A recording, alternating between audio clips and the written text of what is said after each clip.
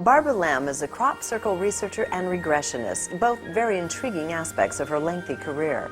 While regressing clients who felt they'd experienced strange and anomalous events that were beyond the grasp of their conscious minds to recall, she began to witness stories of encounters with aliens. After more than 600 such regressions, nothing surprises her any longer, including contacts with reptilians.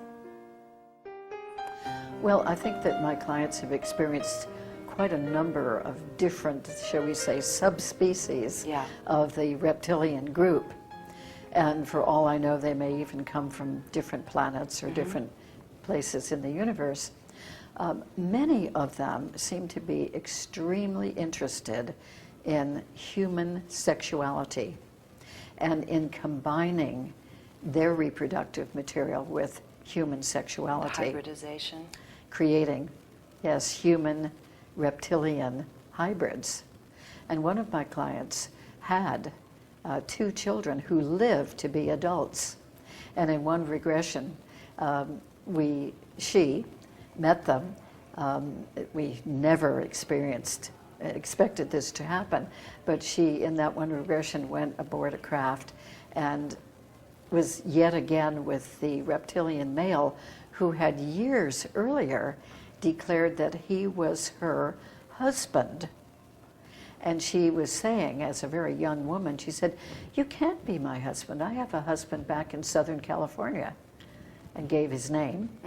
And he said, "Well, I'm your reptilian husband on the ship." How'd she feel about that? Well, she had known this being all of her life, ever since she was a young child. And when she was a child, she used to be taken to this craft, and she would have sessions meeting with this large, tall, muscular reptilian being who seemed to be an adult at that time, and she was a child. And he had special quarters on the spacecraft. I know this sounds like science fiction too, but she would be taken to his quarters where they had very low sofas kind of around the curved wall, and they'd sit on the sofas and he would actually play games with her and teach her things. A lot of it was done telepathically, as so many of the beings do.